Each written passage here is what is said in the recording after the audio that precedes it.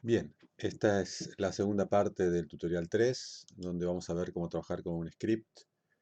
Lo que va a hacer el script va a ser lo mismo que hicimos en la práctica 1, es decir, armar una sala y animar el movimiento de una cámara entrando a la sala donde va a encontrar un objeto, y lo vamos a hacer en diferentes versiones, ¿sí? La primera de ellas, vamos al tab de scripting y abrimos el script.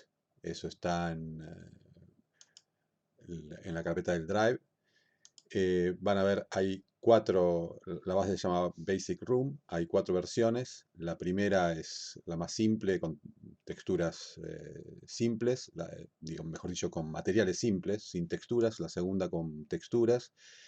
Después una que está preparada para exportar un video 360. Y la última preparada para exportar todo el modelo como FBX para Unity, ¿sí? Hay una parte del render 360 que está en un script aparte. Entonces arrancamos por el Basic Room 1, abrimos en el editor de texto, ¿sí? Entonces en principio cuando abrimos un script podemos darle Run Script y corre el script de una, ¿sí? Fíjense que acá generó la sala. ¿Mm? Si vamos a la vista de cámara y vamos al primero de los frames, ¿m? Podemos ver la vista de render, ¿sí? Y darle play y ya está hecha toda la animación. O sea, no está exportado el video, eso se puede descomentar la última línea del script, pero básicamente lo que muestra eh, la animación es el movimiento de la cámara y un objeto dentro de la sala animando la rotación.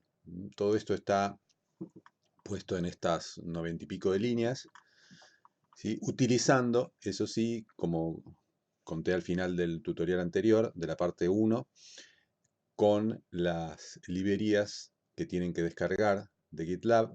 El enlace está en el video anterior, y colocarlas en una carpeta, ¿sí? En la carpeta, en la ruta de la carpeta que ustedes lo coloquen, contando a partir del...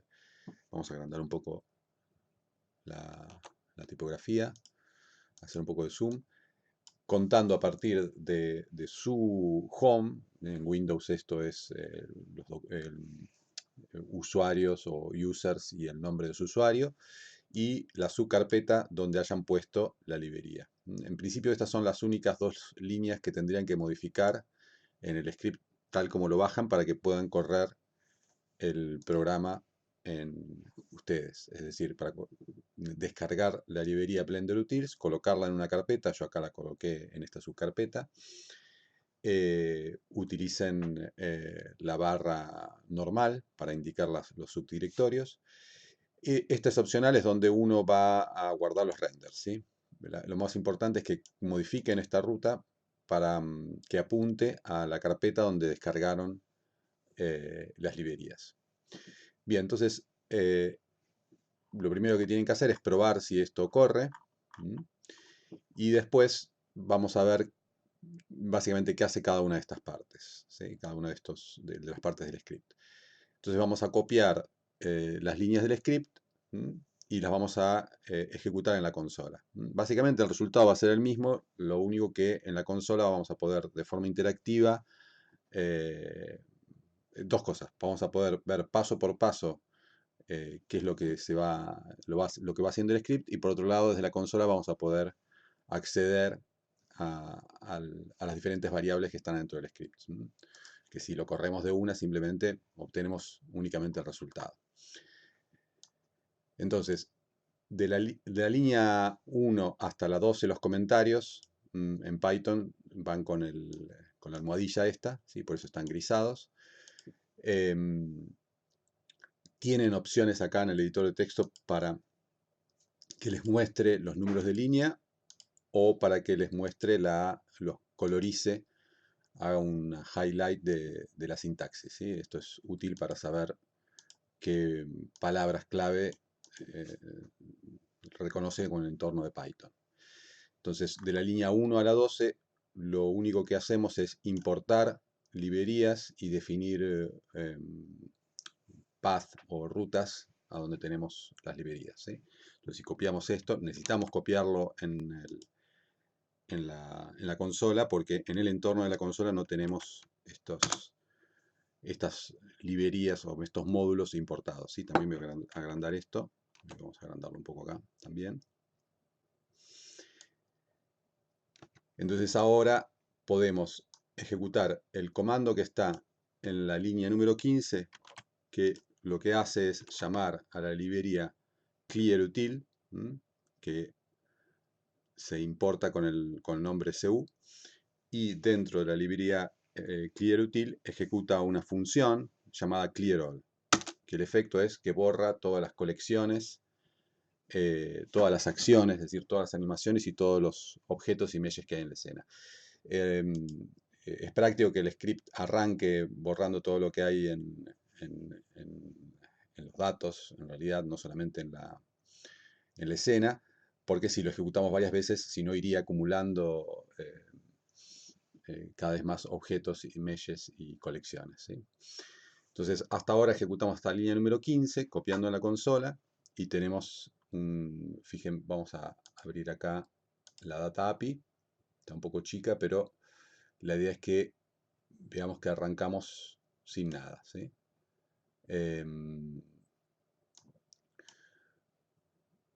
Solamente tenemos una escena, ¿sí? Por default tenemos una escena, pero no hay objetos, no hay materiales, no hay meshes, no hay colecciones tampoco. Colecciones hay 0. Lo único que trae precargado son cosas como las ventanas o los tabs, ¿sí? Esto que aparece acá, las screens, pero básicamente no tenemos datos todavía en nuestro modelo en Blender. Lo primero que vamos a hacer es crear los materiales, ¿sí? Esto utiliza la librería Cycles Materials, ¿sí? Que está también en GitLab, y vamos a mirar rápidamente en qué consiste esa función, Simple Material. Entonces, cuando llamamos a una función dentro de ese módulo, va precedida por el nombre que tiene ese módulo. El nombre completo sería Cycles Material, pero acá la importamos como CM, para hacerlo más corto. CM, en esa librería Cycles Material, vamos a buscar la función que se llama Simple Material. Entonces vamos a abrir dentro de las Blender Utils. La librería se llama Cycles Material, pero en realidad también funciona para IF. ¿Sí? Entonces cada una de las funciones está definida con este def. ¿Sí? Y acá vemos una función, no vamos a ver en detalle qué es lo que hace, pero sí, toda función necesita parámetros, o bueno, en general necesita parámetros, algunos son obligatorios, otros son opcionales, y puede devolver, en este caso lo que nos va a devolver es el material. Entonces, el Simple Material necesita como parámetros obligatorios, estos que no tienen un valor por default, un nombre para el material, que es matName, y un color. Con esto va a generar un material principal, o sea, el que aparece, el nodo que aparece por defecto en Blender, utilizando un color de base que es el color que le pasamos acá. Como opción podemos pasarle un material, un color subsurface, es un color que está debajo de la superficie, con cierta transparencia, valores de la parte especular, rugosidad, metalicidad y el peso que tiene el subsurf. Si no indicamos estos valores, los toma con este valor por defecto, en este caso 0. Entonces, llamando cm, que es el nombre de esta librería, .simpleMaterial y alguno de estos parámetros, nos va a devolver un material nuevo, o sea, crea un material nuevo. Lo que hace acá adentro es, básicamente, crea los nodos y los enlaza. Lo mismo que hacíamos en el editor de shaders, ¿sí? En este caso el Simple Material es simple, pero por ejemplo, si uno quiere usar un material full, ¿sí? Es decir, con texturas que están en una carpeta, y bump y texturas para la rugosidad y para la parte especular. Bueno, la rutina esta, que está en la librería y que uno no tendría por qué meterse a cambiarla, lo que hace es, bueno, básicamente crear todos esos nodos, conectarlos de la manera estándar, tomando algunos parámetros que uno le puede indicar al momento de llamar la función, y devolver al final de todo esto el material. Entonces, esa es la forma, digamos, que vamos a emplear la librería. Entonces, acá creamos un material cuyo nombre es el primer parámetro, lo llamamos blanco, y el color se lo pasamos de esta forma. Ahí si volvemos a Cycles Material, hay una función muy sencilla que me devuelve un color. Un color es un conjunto de una lista, mejor dicho, una lista de 4 valores, R, G, B y un valor de alfa o transparencia. Así que en general lo vamos a tomar igual a 1 por defecto. Esta función gray es simplemente algo muy simple que yo le tiro un único valor y me pone ese valor en los 3 canales, RGB. El resultado es un gris que va a ir desde negro si vale 0 hasta 1 hasta blanco si val es 1. Repite esos valores. Entonces, blanco genera un gris 0,93, o sea, casi blanco, con valor especular 1, ¿sí? Es decir, es una superficie bastante reflectante, pero rugosa, ¿sí? Como si fuera una pared satinada con algún tipo de esmalte, semimate. Y en este caso el gris ESP, de gris espejado, que lo vamos a usar para el piso, es un material con un gris intermedio, 0,15 da un gris intermedio, pero con mucha menos rugosidad. Por eso es más especular. Un gris más oscuro, con un valor de gris 0,05. Y finalmente otro material, que es un color liso también, pero es un rojo oscuro, ¿sí? Fíjense que R06, G0, B0 y alfa 1. Acá estamos pasando, no estamos usando gray, sino que estamos pasando explícitamente los 4 valores que necesitamos para generar el color de base.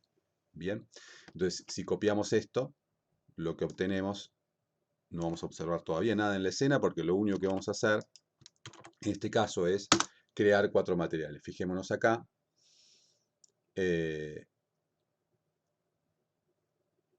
En Materials, acá, Materials se crearon 4 materiales, ¿sí? Vamos a ensanchar un poquito, ¿sí? Están ahí, blanco, gris, gris oscuro. Es decir, estos materiales tienen las propiedades que generamos con esa función, ¿okay? Bien, lo siguiente es definir los parámetros de la sala. Es decir, si ustedes modifican acá estos valores, esto está en metros, cambian las dimensiones de la sala. El ancho, el alto, largo, el largo está en la dirección X, el espesor de las paredes y los parámetros de la puerta. El ancho de la puerta, el alto de la puerta y la posición de la puerta a lo largo de la sala. O sea, está puesta en la dirección a lo largo de X y esto tiene que ser menor que la mitad del largo, ¿sí?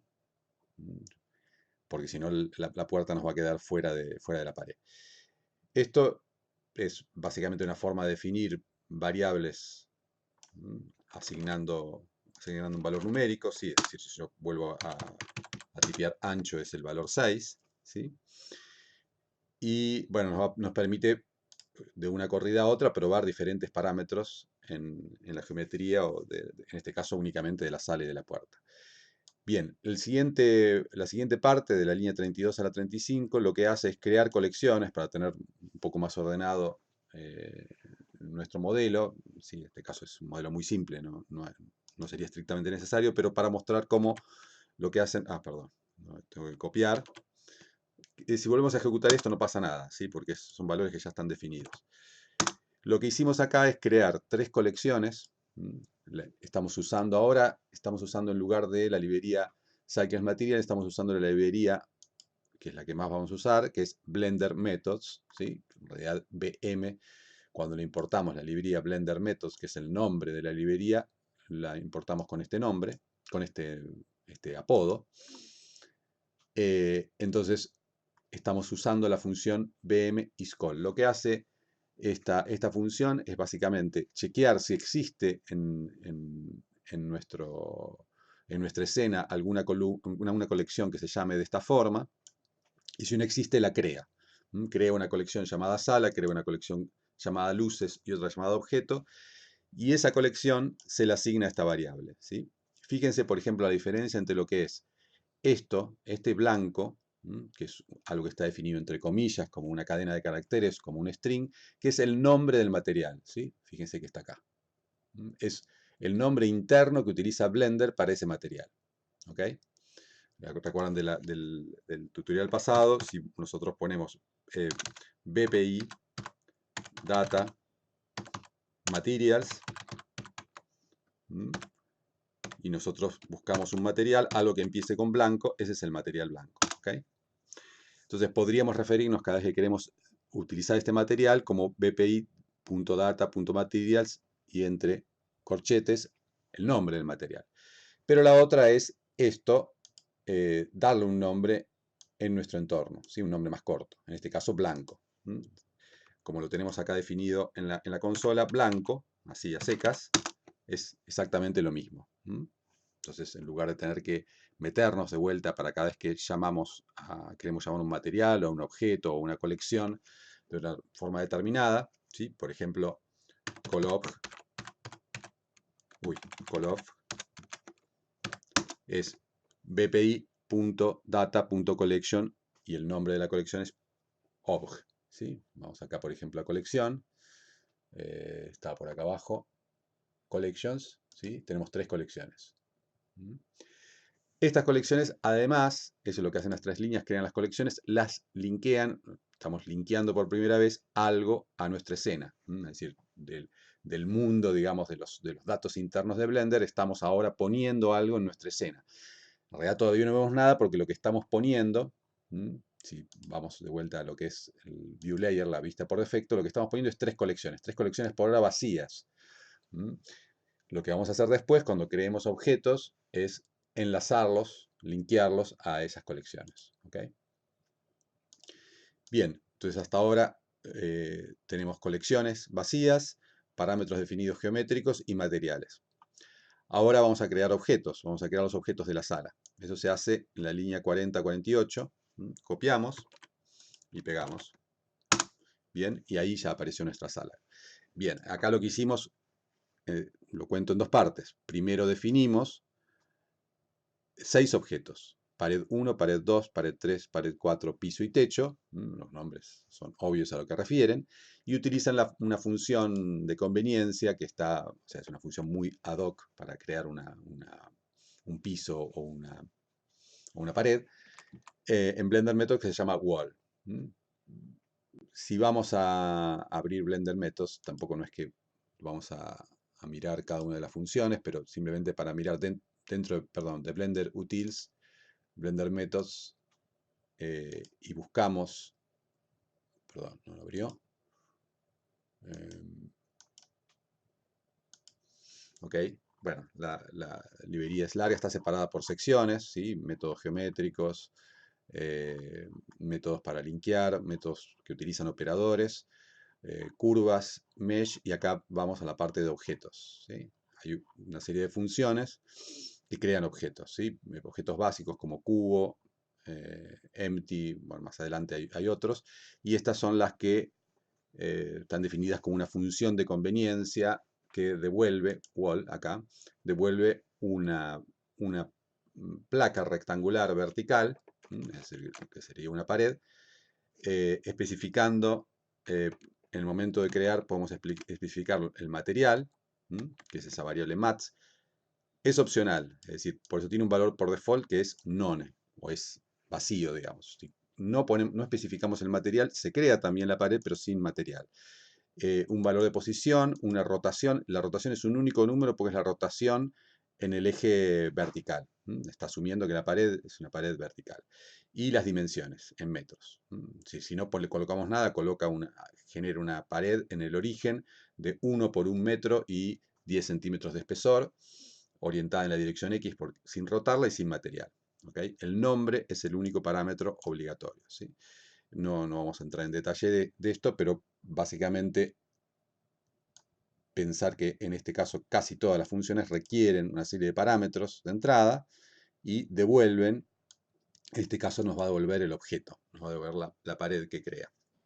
¿Okay? Entonces volvemos a nuestro Basic Room y el nombre de la pared 1 va a ser pared 1, en este caso se llaman igual. Y vamos a crearla ya con el material blanco. Recuerden, blanco es el material que definimos como material simple de un gris casi blanco, un gris muy, muy claro. la posición de la pared va a estar definida por los parámetros geométricos que definimos arriba. ¿Ok? ¿Cuál va a ser la ubicación en la coordenada X de la pared? Esa pared 1, ¿sí? Si nosotros vamos a ver cuál de estas paredes es, entonces ahora vamos a ver por qué está dentro de sala, pero seleccionamos la pared 1, es esta, la que tiene la puerta. Entonces, sí, podemos ver en el layout. Fíjense dónde está el origen de la pared. Está en el centro de la pared. Está en el centro en la coordenada X, en el centro en la coordenada Y y en el centro de la coordenada Z. Si miramos de arriba, ¿ok? También el origen está en el centro de la pared. ¿Ok? No está contra uno de los bordes. La pared tiene un determinado espesor. Entonces, si se fijan, el origen de la pared está en la coordenada X. Recuerden que es el eje rojo, está en 0. Está en 0 en coordenada X. Y en Y está en una coordenada negativa. Recuerden que el ancho de la sala es 6 metros. ¿Sí? Cada uno de estos cuadrados grandes tenemos 1, 2, 3, 4, 5, 6. El origen va a estar en menos 3 metros, pero un poco más, ¿sí? Porque tenemos que sumarle la mitad del espesor. Eso es porque queremos que los 6 metros sea la dimensión interna de la sala. Es decir, que tenga 6 metros de pared interna, de la cara interna de la pared a la cara interna de la pared. Entonces, el centro de la pared lo tenemos que ubicar si queremos además que el origen de la sala esté en el 0, 0, en menos el ancho sobre 2, o sea, menos 3 metros, y le tengo que agregar, o en este caso, como voy para abajo, tengo que restar la mitad del espesor. ¿Se entiende? Si no le resto la mitad del espesor, el centro de la pared va a quedar acá y voy a hacer la sala más chica en la mitad del espesor. ¿Ok? Entonces, la posición X dijimos que es 0, y la posición Y es menos ancho sobre 2 menos espesor sobre 2. ¿Ok? Y la posición Z es el alto sobre 2. Acá en este caso, esto es una decisión arbitraria, pero lo que estamos haciendo es que el piso, la cara superior del piso, es lo que está en la coordenada Z0, es decir, que la losa del piso está bajo tierra, digamos. Lo mismo con el techo. La sala tiene 3 metros de alto, 3 metros es la cara inferior del techo, y todo lo que es la losa del techo se extiende hacia arriba. ¿Ok? Bien, entonces, eso es la posición. Consideraciones similares, fíjense, nos va a llevar a poner estas paredes, las paredes que están en la otra dirección, en estas coordenadas. ¿Sí? En menos largo sobre 2, menos espesor sobre 2, coordenada I0, porque estamos hablando de la pared en esta dirección, y la misma altura. La rotación, en el caso de las paredes que están en la dirección X, esta es rotación 0, porque es como los ejes colocados originalmente, ¿sí? También los ejes locales. ¿Ok? Mientras que esta pared, la pared en esta dirección, o esta, fíjense que está rotada. El rojo tuvimos que rotarlo a 90 grados. Cuando crea la pared, la crea en esta orientación, como está la pared 1. Sí, también lo podemos ver viendo las propiedades acá. No tiene rotación, mientras que la pared 3 está rotada en la dirección Z, o sea, en la dirección vertical, 90 grados. Esa es la diferencia entre las paredes que están en la dirección X y en la dirección Y. Y las dimensiones tenemos que hacerlas igual al largo de la habitación, perdón, pero además le tengo que agregar 2 veces el espesor, ¿sí? Para que no queden cortas, ¿sí? Es decir, si lo miramos desde acá, desde arriba, está claro que si en este caso son 8 metros el largo que necesitamos, la pared esta, podemos hacer que sea la pared X o la pared Y, pero estamos haciendo ahora que esta supere los 8 metros en 2 veces el espesor, o sea, un espesor para cada lado para que encastre, digamos, con la otra pared. Si no, quedarían los bordes por adentro, ¿sí? Quedarían por ahí la pared. ¿Ok? Bueno, tocando el borde. Bien. Finalmente el piso y el techo se definen, son funciones de conveniencia similar. La única diferencia es que, bueno, las crea en forma horizontal, tengo que poner las dimensiones, dimensión en X, dimensión en Y. Fíjense que en ambos casos le estoy sumando el espesor al piso para que quede por debajo, vamos a poner por esta vista, que llegue, fíjense que tiene el largo, el ancho de la sala más 2 veces el espesor.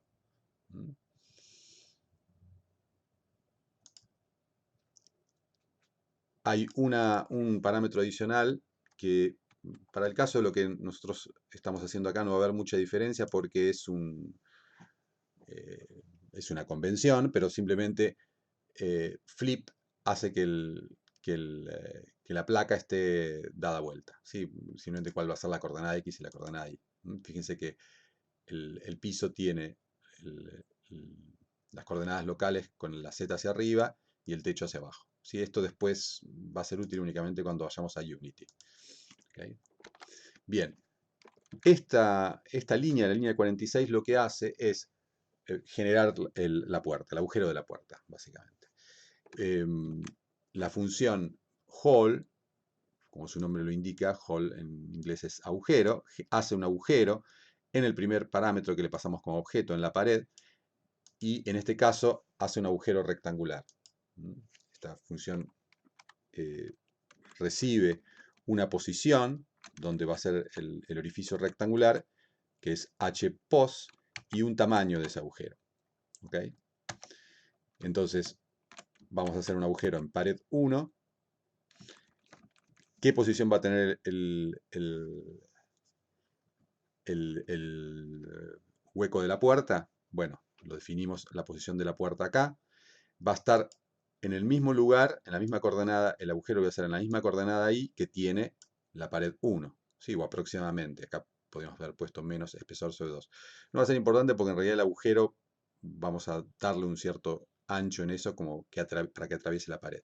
Y la posición del agujero va a ser igual al alto de la puerta, sobre 2. Es decir, va a estar en la mitad del alto de la puerta. Por ejemplo,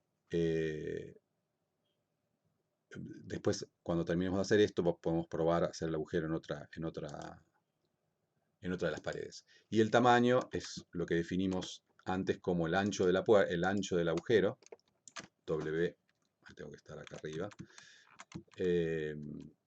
y ese es el ancho en la dirección X, el ancho de la puerta, y el ancho en Y simplemente es cuál va a ser la profundidad del agujero. En realidad lo que nos interesa es que sea algo suficientemente ancho como para que atraviese la puerta. Y en Z sí necesitamos ponerle el alto de la puerta. Bien, hasta acá, lo que tenemos hasta la línea 46 es los 6 objetos que están acá, todavía no están enlazados en la escena, y la pared 1 con el agujero hecho. Acá simplemente, por una cuestión también de mostrar otra forma de organizar los objetos, todos estos 6 objetos están parenteados a un empty que se llama sala. Eso lo hace esta función que se llama listParent. ¿Cuál es la idea de eso? Es que, bueno, básicamente que después yo puedo seleccionar sala como un objeto y mover, por ejemplo, la sala completa como si fuera un único objeto, ¿sí? Está como agrupado. Eso también cuando exportamos va a ser útil. Podemos asignar propiedades directamente a la sala como si se tratase de un único objeto. A su vez, sala está dentro de la colección sala, ¿sí? Todo está bien ordenado. Bien, la última de las líneas lo que hace es linkear, enlazar, colocar en la escena a el objeto sala con todos sus children, digamos. Es decir, básicamente lo que tenemos acá. Bien. Entonces hasta acá lo que tenemos hasta la línea 48 es la sala creada con los parámetros geométricos que definimos y los materiales que definimos anteriormente. De la línea 50 a la 67 lo que hace es crear dos spots, dos luces con una serie de parámetros. Esto que aparece acá es otra estructura de datos muy común en Python, que se llama diccionario, que a diferencia de las listas, ¿sí? Que simplemente es una lista ordenada de elementos, esto no tiene un orden, sino que se llaman, se invocan por una key, una clave. La única restricción es que esa clave es una cadena de caracteres. El orden en el cual está declarado no es importante y esa key tiene un valor, y ese valor puede ser cualquier cosa. Puede ser un nombre también, puede ser una línea de caracteres, puede ser una lista o un array de números, puede ser un objeto, puede ser lo que uno quiera. Pero esta lista LP, fijemos, definámosla acá, nos va a permitir pasar de una forma cómoda cuando tenemos muchos parámetros. ¿Okay? Entonces, LP tiene adentro elementos que los invocamos por su key, por su nombre. Por ejemplo, LP size es ese valor que son los 120 grados. Esto va a ser la apertura del spot, que son 120 grados, y acá está pasado a radianes. ¿Sí? No aclaré tampoco ahí en las rotaciones que siempre los ángulos tenemos que pasar a radianes con esta función radians, que la importamos acá al principio de todo. De la librería mat importamos radians. Bien, así podemos llamar a cualquiera de estos elementos del diccionario. ¿Y para qué nos sirve eso? Para que después este diccionario lo vamos a pasar como parámetro, acá de esta forma, en realidad es como una cantidad variable de argumentos, a la función newSpot. La función newSpot recibe todos estos argumentos y crea una luz, crea un spot. No lo linkea a la escena todavía, simplemente me devuelve en spot 1. ¿Sí? Entonces, creamos eso y spot 1 es un objeto cuyos datos, ¿sí? A diferencia de la pared, es una luz. bpi.data.lice tiene la información de las luces, ¿sí? Como cámara o como meshes. ¿Sí? La referencia de objeto es donde vamos a poder ubicarlo geométricamente y orientarlo, es el objeto spot. ¿Okay?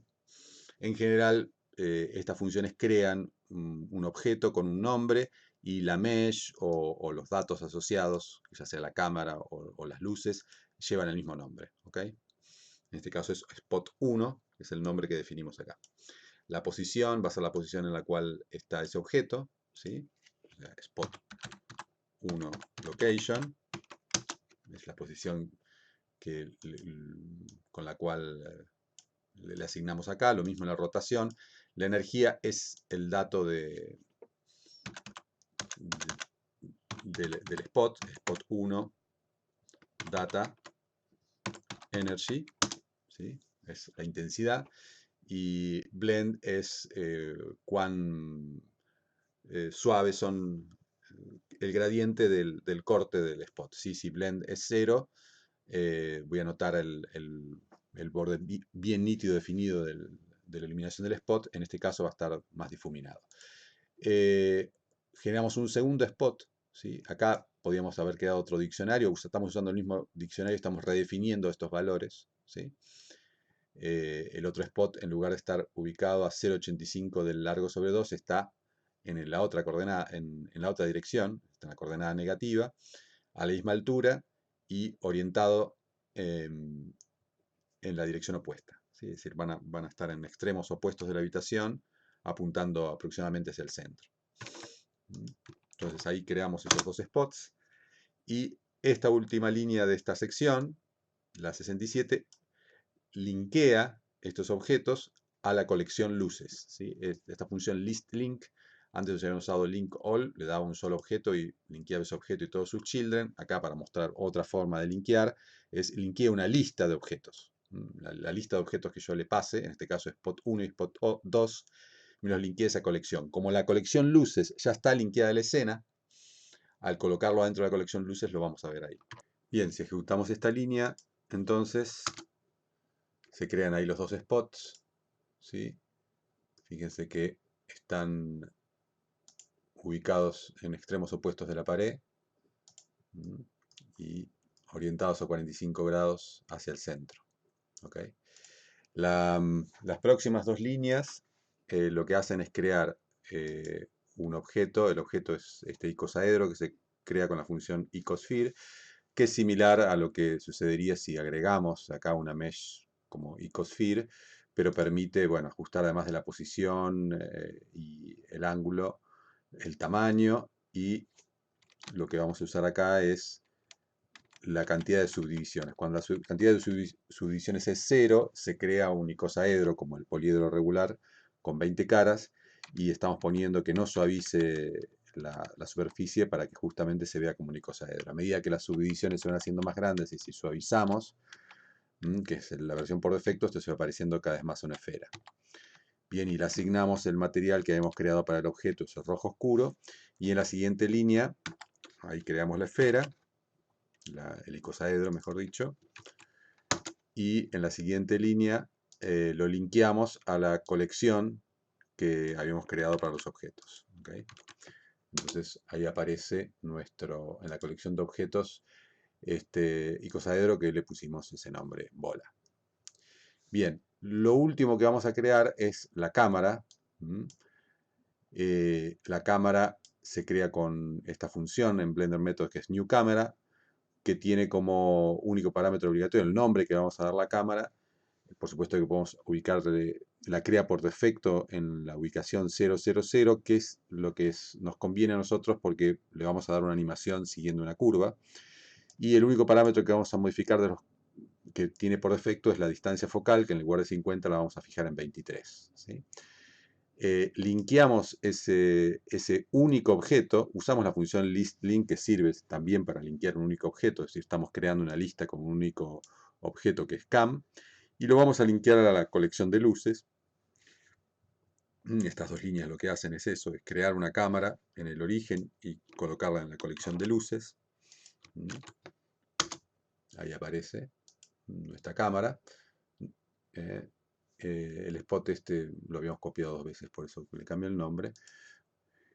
Y esta línea, la línea 76, lo que vamos a modificar es la iluminación de fondo que tiene nuestro mundo. ¿Sí? Acuérdense que cuando creamos tiene ese gris lavado que aparece por defecto. Al usar gray 0 vamos a generar que este color de fondo sea negro. Acuérdense, el valor 0 es negro. Entonces la única iluminación va a provenir de nuestros spots. ¿Sí? Acá pasó algo raro. Bueno, esto pasa a veces al pegar a la consola, que alguna de estas cosas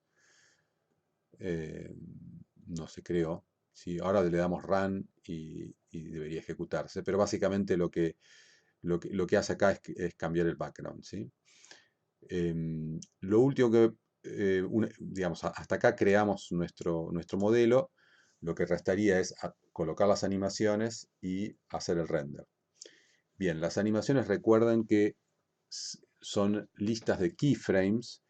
Estos frames claves tienen dos valores. El primer valor se refiere, que acá le estamos dando el nombre de tkeys, a el número de frame en el cual vamos a colocar el key.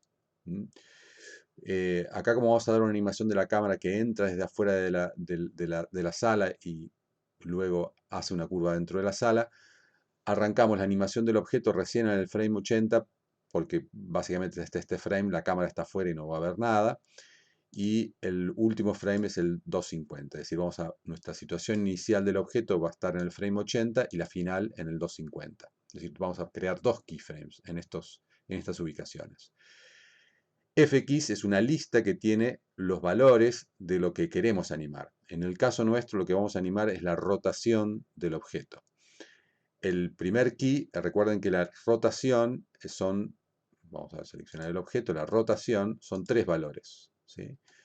Rotación, si nos colocamos acá con el cursor, fíjense que dice Object Rotation, bueno, BPI Data Object Bola, punto Rotation Euler. Son tres valores, rotación en X, en Y y en Z.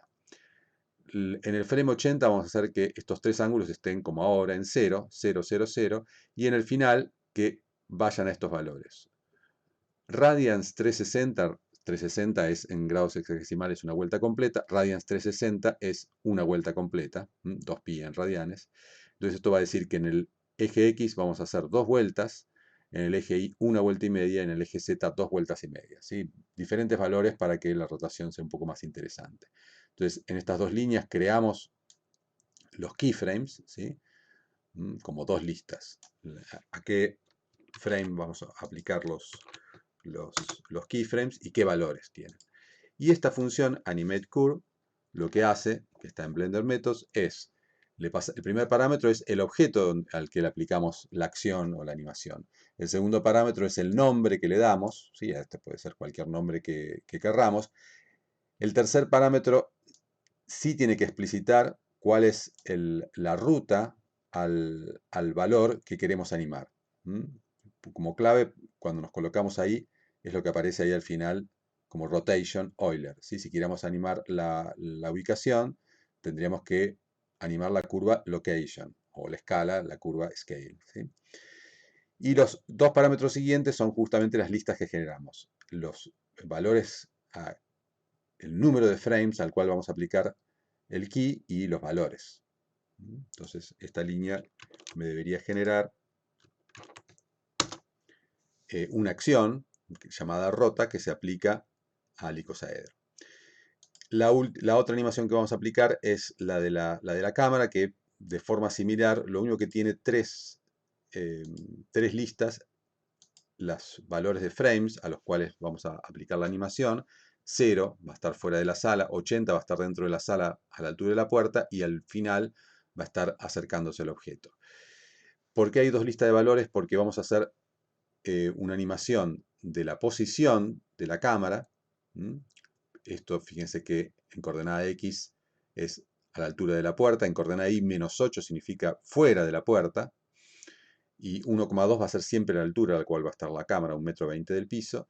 La segunda posición va a estar a la misma altura de la puerta, 3 metros, pero dentro de la sala, 0, recuerden, es la coordenada Y, va a estar dentro de la sala, a la misma altura, y al final va a estar en el centro de la sala, ¿ok? Y a 1,2 metros de altura. Esta otra lista es el lugar donde va a apuntar la cámara. Entonces, esta función AnimateCameraPath, en lugar de generar únicamente una curva de animación, de posición o de ángulo, lo que hace en el caso de una cámara es, hace que siga una curva que está generada por estos puntos y que apunte, F es el lugar, el objeto que hace foco, vamos a colocar 3 posiciones a las cuales va a apuntar la cámara. Cuando la cámara está afuera, va a apuntar adentro de la sala, o sea, a la altura de la puerta. Fíjese que está a 3 metros en X, pero apuntando adentro de la sala. Cuando está dentro de la sala va a apuntar hacia una posición lateral en la pared, como para que sea más suave, y al final de todo va a apuntar a donde está el objeto. ¿Ok? Entonces esto es algo opcional que tiene que ver con cómo se da la animación de la curva. No vamos a entrar en ese detalle, pero básicamente al copiar esto va a asignar la animación a la cámara. ¿Ok? Y básicamente hasta acá ya está listo. Es decir, si nosotros ahora vamos a la vista de cámara y vamos al frame inicial, está toda la animación. Lo único que no aplicó, ahora nos vamos a fijar por qué, es que coloque la luz global en negro. Vamos a abrir de vuelta el Blender, ¿sí? Para correr este script desde cero. Vamos a Scripting, volvemos a abrir el archivo y lo corremos. ¿Okay? Bien. Al correrlo por completo, queda todo listo para hacer el render. ¿Sí? Ahora, si vamos a Layout, vamos a la vista, ven que sí aplicó el negro para la iluminación de fondo. Y si vamos a la vista de render, está tildado Screen Space Reflection y todos los parámetros para hacer el render. O sea, acá podríamos agarrar y hacer render animation y guardaría toda esta animación en en este archivo, sala1.mkb. La otra posibilidad es descomentar esta última línea, ¿sí? Y lo que hace esta línea justamente es lo mismo que se hace cuando nosotros apretamos F12 o Render Animation, ¿sí? O sea, corremos el script y genera el archivo de video. Sí, está comentado porque, bueno, para probar, modificar cosas y solamente hacer render cuando uno está la versión definitiva. Bueno, vamos a ver rápidamente los otros scripts. La recomendación es el script Basic Room 2, ábranlo únicamente si tienen una placa de video medianamente potente, porque en particular para las texturas que están puestas acá son texturas de alta resolución muy pesadas, ¿sí? Están subidas al drive recientemente. Algunos me consultaron porque no estaban todavía todas subidas. Si ahora le damos run script a esto, tarda bastante más. Cada una de estas texturas tiene 15 mega para cada uno de los nodos. Si vamos a layout y vamos a la vista de cámara y algún frame un poco más avanzado,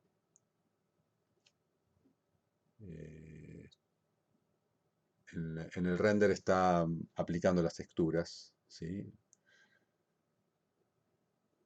Tenemos que darle por lo menos 15 segundos para esta placa, ¿sí? Si ahora vamos a... No creo que no aplicó la vista de cámara, ahí está. ¿Sí? Entonces la diferencia con esto es que tenemos una textura con todos los parámetros aplicados al piso, ¿sí? Y lo mismo a las paredes y al icosaedro. ¿Okay? Vamos a ver el script 360, que a diferencia de este no genera un objeto, sino varios, ¿sí? No voy a entrar en detalles, básicamente toda la primera parte hace lo mismo que el Basic Room 1. La diferencia es que en lugar de crear un único objeto, crea una lista, llena una grilla de objetos de este tamaño, de este radio, espaciados cada 70 centímetros. Este triple loop lo que hace es, en este rango de menos largo sobre 2 a largo sobre 2, más R menos R, esto es para que el centro de estos objetos, que son los mismos icosaedros de antes, no estén enterrados en las paredes. Es decir, si el radio de estos 15 centímetros y la pared está a 2 metros, está a 2 metros menos 15 centímetros, ¿sí? Como para que la posición más extrema esté rozando la pared, pero no adentro de la pared. Lo mismo en la dirección vertical. Y este triple loop me va a crear no un objeto, sino una lista de objetos. Y esta es la forma de ir agregando de forma consecutiva los objetos a una lista de objetos, ¿sí? Que empieza como una lista vacía y al final de todo es una lista con la cantidad de objetos que entren con estos parámetros, ¿sí? Quedan linkeados esta lista de objetos a la colección. Y la animación, digamos, la idea de esto es, para hacer un video 360, para hacerlo un poco más interesante que la rotación, es desplazamientos al azar en las 3 coordenadas. Entonces, sin entrar demasiado en detalle cómo funciona esto, los parámetros que se pueden modificar es la cantidad de keyframes que generamos y cada cuántos frames los colocamos. Es decir, acá vamos a tener un total de 300 frames en la animación, con variaciones en la posición de cada uno de los objetos cada 3 frames. Y paso es en metros la cantidad de el desplazamiento que vamos a generar en los objetos. Lo que hace acá es recorre la lista de objetos, para cada uno de los objetos en cada paso, prueba una nueva posición partiendo de la posición actual, que es la ubicación del objeto, y le suma un vector usando esta función randint, ¿sí? Que está importada al principio de todo. Esta función randint, que está en la librería random, lo que me genera, vamos a importarla acá, en la consola. Si yo hago randint, como está puesto ahí, -1, 1, y lo ejecuto varias veces, me da un número al azar que puede ser -1, 0 o 1. Entonces esto nos sirve para en cada paso y en cada coordenada X, Y o Z avanzar, retroceder o quedarnos en el mismo lugar con igual probabilidad, y ese avance o retroceso está multiplicado, estamos acá, perdón, está multiplicado por el paso, que en este caso son 5 centímetros. Es decir, que en cada paso de animación, cada uno de los objetos va a moverse o no 5 centímetros para adelante o para atrás. Con igual probabilidad avanzar 5 centímetros, retroceder 5 centímetros o quedarse en el mismo lugar. Y esto lo hace en las 5 coordenadas. Es decir, que se puede mover en la dirección horizontal, vertical o hacia adelante, hacia atrás, hacia los costados, hacia arriba. Hay un último detalle que es que chequea que en estos desplazamientos no hagan que el objeto se escape fuera de la sala. Entonces eso es lo que hace esta función que está en Blender Methods inbox, que para una posición determinada, que acá es la posición nueva, la posición actualizada, chequea que esté dentro de esta caja, boxmin y boxmax, que están definidos al principio como las posiciones extremas de la sala, ¿sí? Menos largo sobre 2, menos ancho sobre 2, lo mismo en la dirección positiva, siempre sumando, restando a R, cuando recuerden que restamos algo negativo, va sumado, para que los objetos no se incrusten en las paredes. Una vez que está la nueva posición para cada uno de los objetos, agrega con esta función append la posición a, recuerdan, fx era la lista de cada uno de los keyframes que íbamos a colocar en la animación. Teníamos tkeys, las posiciones de los, perdón, los números de los frames en los cuales generábamos las animaciones. Esto es una forma de hacer una lista x-espaciada. Por ejemplo, si ponemos tstep, como igual que acá, tstep igual a 3, pero en lugar de poner nstep 100, para hacerlo más corto, pongamos nstep igual a 3. Si yo hago esto, lo que me genera es una lista. Ay, perdón, el enter, se me mueve el mouse. Es una lista de espaciada cada 3, 0, 3, 6, ¿sí? Entonces en este caso, que además lo borré, en este caso me va a generar una lista cada 3, pero de 0 a 300 o, bueno, o a 197. Y esas son las posiciones en las cuales vamos a colocar keyframes. Y la última es usar la Animate Curve para cada uno de los objetos. El nombre de la acción va a cambiar también para cada uno de los objetos, va a ser mueve guión bajo el nombre del objeto. Lo que vamos a animar del objeto es el dato location, y igual que antes le pasamos las posiciones de los frames y los valores de los keyframes. Bien, hasta acá lo que hace es generar la lista. Vamos a hacerlo porque antes de más fácil verlo, ¿okay? Le damos Run Script, ¿sí? Tarda un cachito porque está animando varios cientos de objetos, ¿sí? Bien, acá la diferencia es que el material está puesto, por ahí hay algo que modifiqué y no es exactamente igual al que subí el drive. El material del objeto es un azul oscuro, y creo que el icosaedro cuando está creado está con subdivisiones, o sea, son esferas, o un poquito más parecido a esferas. Sí, fíjense que tenemos una grilla de ellas, ¿sí? Y a medida que nos movemos en la animación, ¿sí? Se mueven como burbujas. Entonces, es una escena un poquito más compleja y más interesante para hacer una animación 360, porque vamos a colocar una cámara 360 ahí y vamos a estar rodeados por estas burbujas, burbujas flotadoras. ¿Ok? Ahí que me salió la animación para atrás. ¿Ok? Pueden probar jugar con estos parámetros. Bien, el último paso es justamente hacer la animación en 360. Entonces, a diferencia del Cycles, si nosotros vamos acá a Cycles, podemos crear una cámara, que podemos crear una nueva cámara, y esa cámara que debe estar, bueno, fíjense, por ejemplo, acá sí se ve la ventaja de tener los objetos en una lista, porque si no tendríamos que recorrer todo esto. Obviamente todas estas diferentes bolas están adentro de la colección objeto, entonces podemos colapsarla. ¿Mm? Entonces, ir de una forma más rápida a nuestra cámara. En Cycles existe la posibilidad de tener una cámara 360. Si vamos a las propiedades de cámara, podemos poner tipo panorámica y el tipo de panorama poner X rectangular. ¿Mm? ¿Cuál es el problema de esto? Que un render de esta imagen, que además en términos de dimensiones, para trabajar en 360 debería tener por lo menos 4000 por 2000 píxeles, tarda varios minutos, ¿sí? Aún esta placa puede tardar 10-15 minutos por frame, lo cual hace muy larga la posibilidad de hacer un render.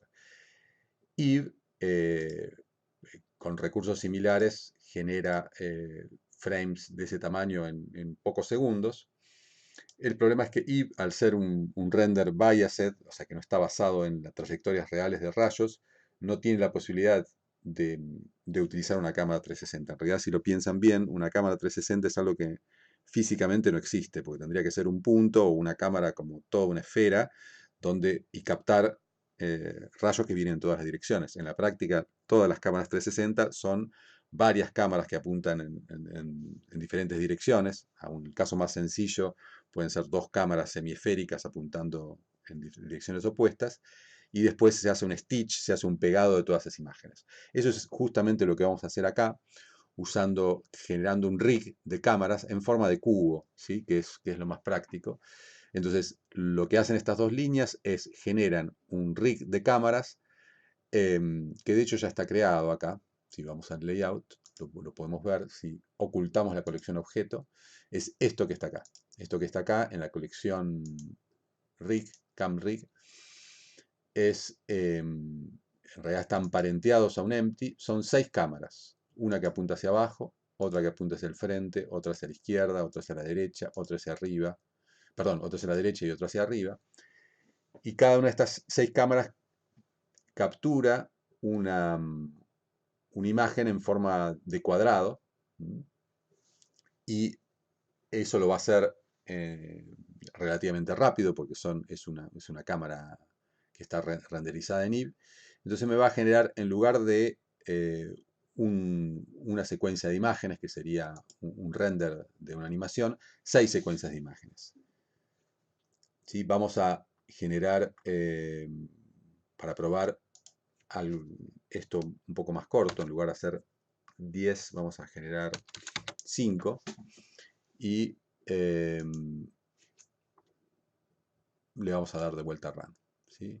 Simplemente para que sea un poco más corto. Tenemos en total 15 frames, entonces vamos a colocar acá 15 frames, que es lo que tiene, lo que tiene la animación. Vamos al principio, y entonces estos 15 frames son los que vamos a renderizar. ¿Okay? Esto solo. Bien, entonces si nosotros vamos ahora a una de estas cámaras, ¿sí? Por ejemplo la que apunta hacia el frente, y hacemos un render de esta animación, bueno, lo abrió en otra ventana, pero básicamente me va a generar, claro, vamos a pasar de ventana, vamos a darle render,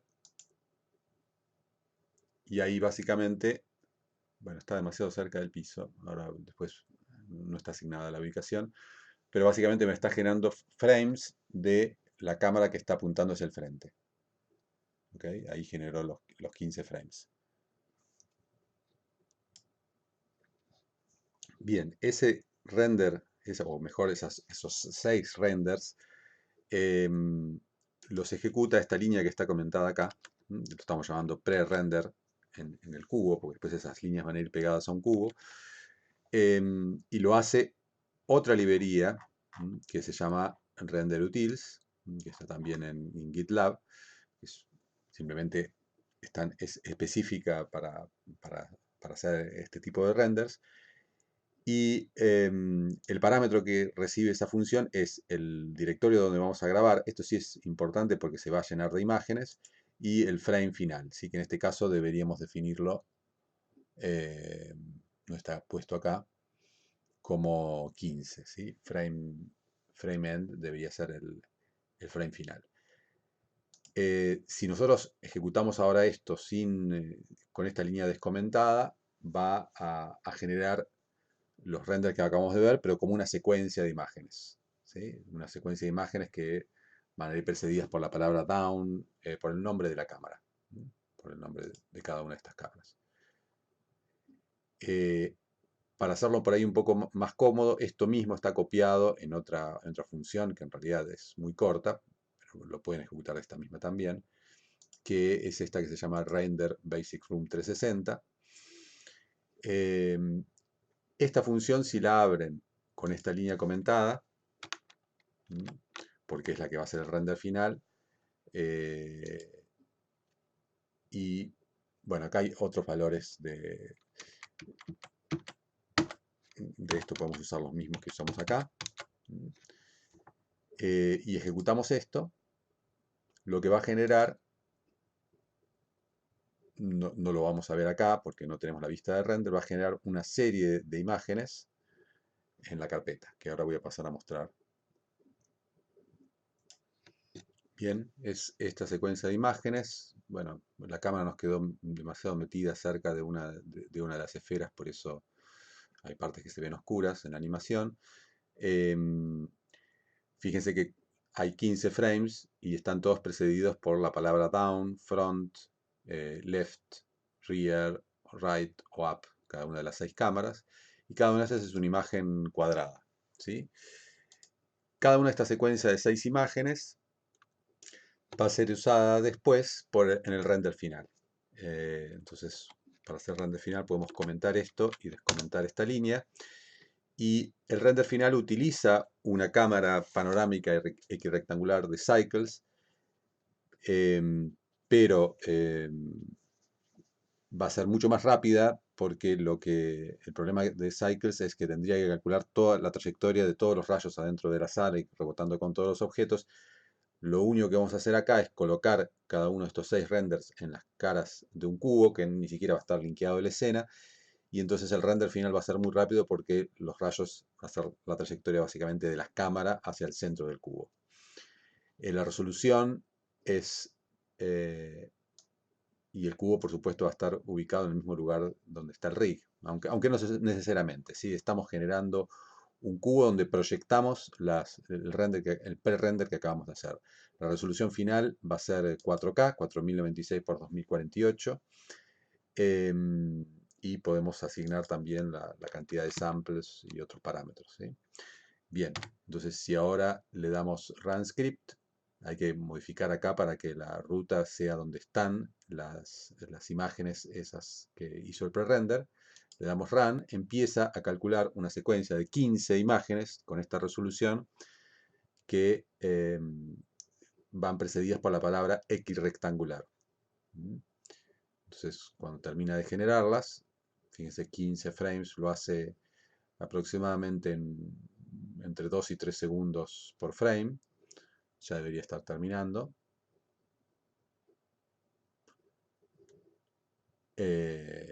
Y vamos a ver cuál es el resultado.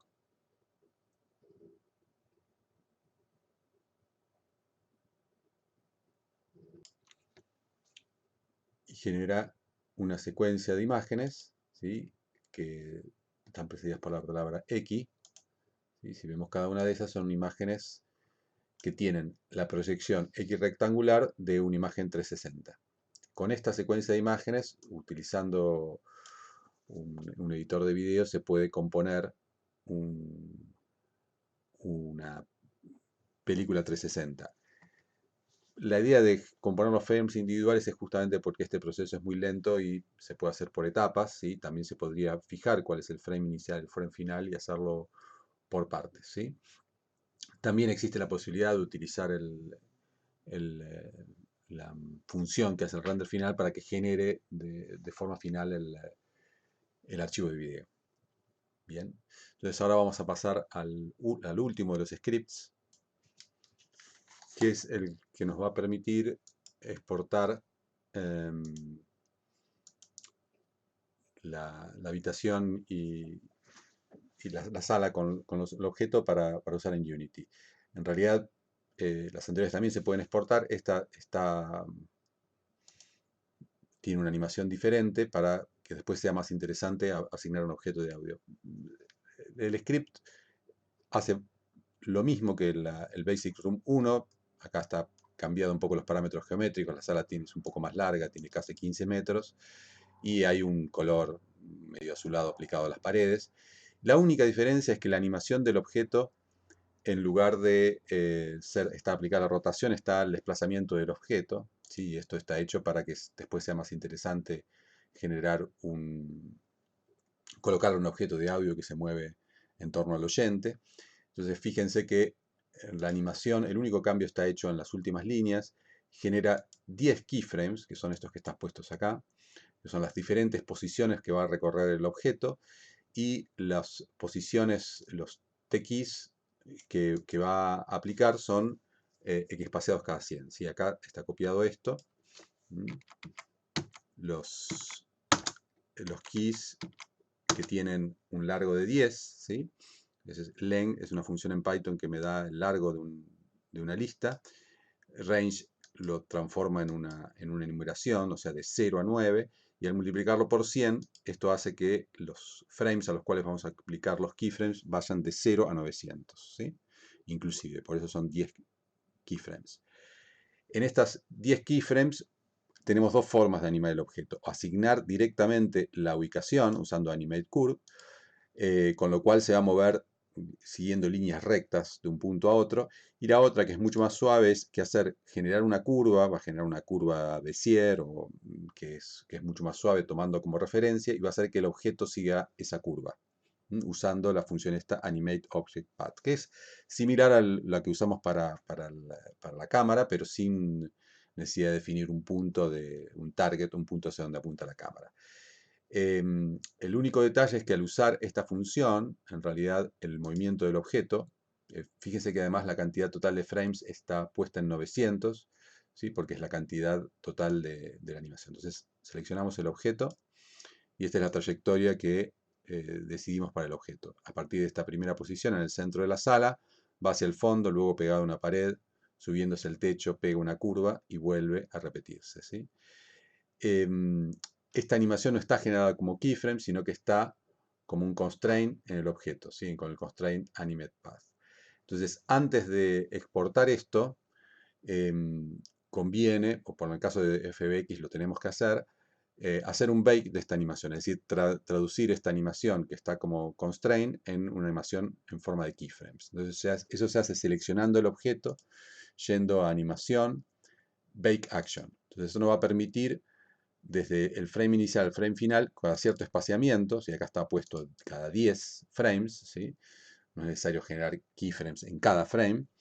Cuando le damos OK, traduce eso a una animación por keyframes. Entonces podemos ahora exportar como FBX, y una vez que le damos export, ¿sí? Podemos poner un nombre, y es lo que vamos a usar en el próximo tutorial cuando arranquemos con Unity. Entonces la idea es que prueben con cada uno de los 4 scripts que conté en este tutorial, que bueno, se hizo un poco largo, pero la idea era mostrar en detalle qué hace cada una de las partes del script para que después puedan modificar tanto la parte geométrica como los materiales, como la animación o la iluminación. Entonces, luego, para los que hagan la práctica 3, les voy a dar algunas pautas de cómo modificar estos scripts para hacer algo propio. Bien, y acá llegamos al final.